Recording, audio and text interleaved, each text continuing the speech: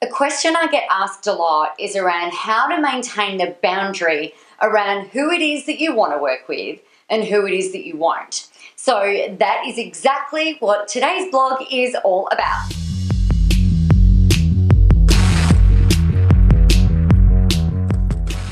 Hey, welcome to today's training. Now, one of the big questions that I get asked a lot, and I'm pretty vocal about this, is that I don't work with multi-level marketing business owners.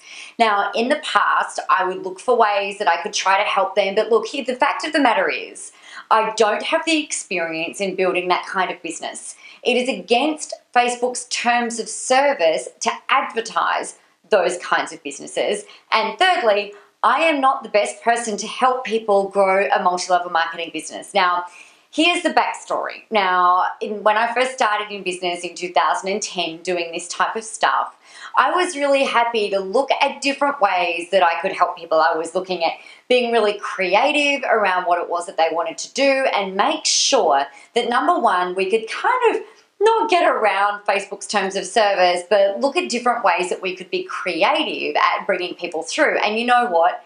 It worked. Now, this is different if it's your own party plan business or if you're doing something like that. But if you're involved in someone like Isogenics or Arbonne or Nutrimetics or anything like that, the fact of the matter is that I'm really not the best person to help you. Now, a couple of years ago, even just a couple of years ago, the thought of saying something like that made me want to vomit.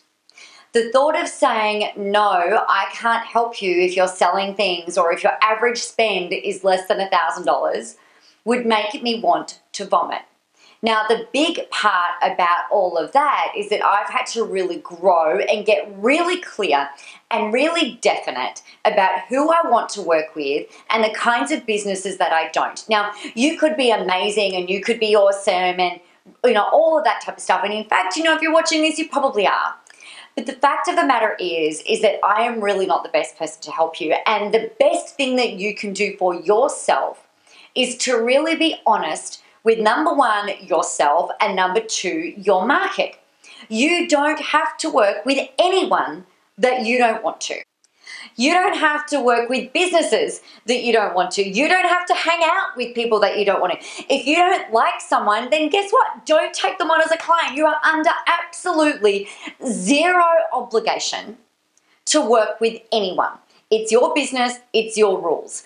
Don't be discriminatory, all right? But here's the thing, I ran a live training just the other day and there was someone on there who asked me, well, why do you make such a big thing about not helping multi-level marketers? And it's because, people who are in those businesses need help, yes. People who are in those businesses need leadership, yes. People who are in those businesses tend to be looking for ways that they can get some help from any sort of avenue because the organization that they are in are letting them down. Are there some really great people in these particular organizations? Of course, the same as anywhere, in anything.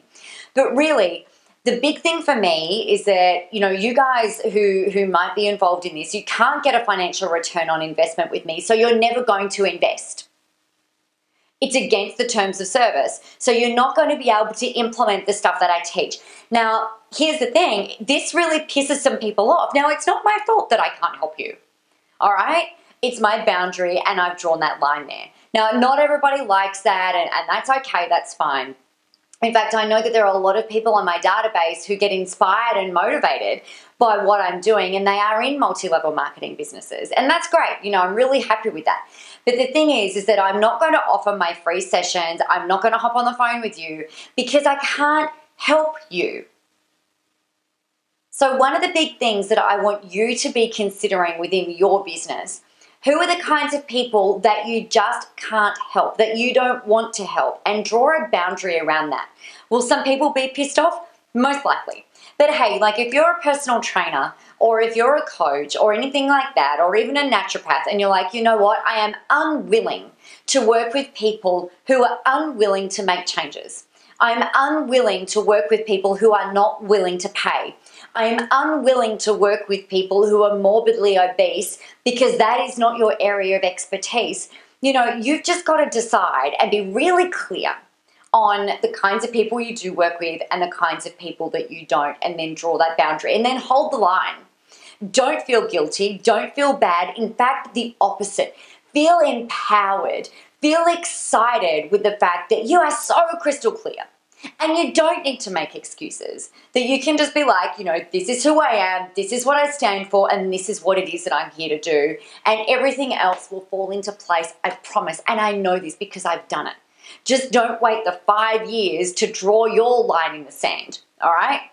Now, my name is Nicola, and I know that this one was a little more rantier than usual. So if you've got comments on this, go ahead and leave them down below. Keep them constructive, keep them polite, but I don't care if you swear, but just don't, look at ways that you can support your people and draw the boundary around that. All right, if you've got questions, leave them below, and I look forward to seeing you in the next blog.